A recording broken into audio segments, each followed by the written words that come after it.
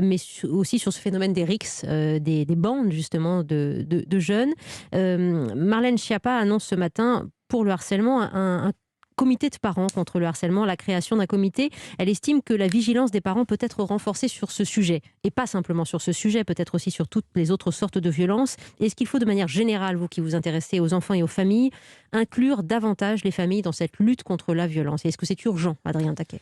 Je pense qu'il est une question d'autorité. Il s'agit de ramener davantage d'autorité. Donc ça veut dire effectivement des forces de police, et Gérald Darmanin, on parlait de l'Essonne à l'instant, a tout de suite renforcé les forces de police, qui a permis de calmer les tensions qu'il y avait sur place, d'éviter, en tout cas à ce stade, et je prie pour qu'il en soit ainsi, quelque forme de récidive, de vengeance. Mais renforcer l'autorité, c'est surtout renforcer la présence des adultes. Alors avant les parents, il y a aussi tout ce qui est éducateur spécialisé, ce qu'on appelle la prévention spécialisée. Il y a de moins en moins d'éducateurs, en fait, moins en moins d'éducateurs dans les quartiers, dans la rue, à la rencontre des jeunes. Il faut remettre des adultes au contact de ces jeunes-là, à l'école aussi.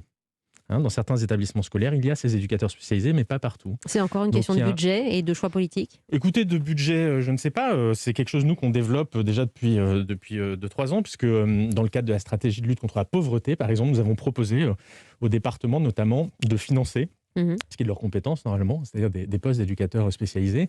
Dans le cadre du plan de relance, nous finançons directement 300 postes d'éducateurs spécialisés et 300 postes de ce qu'on appelle des adultes médiateurs.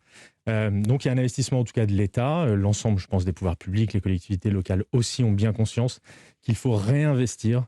Il faut que les adultes réinvestissent la rue, aillent au contact des jeunes et qu'on remette de l'autorité. C'est bien de ça dont il s'agit. Et puis vous avez raison, il y a la question des parents. Il faut davantage accompagner et relayer les parents. Moi, j'étais en Essonne en début de semaine dernière, à la rencontre des différents maires qui ont dû affronter ces drames, des autorités de l'État, des associations évidemment.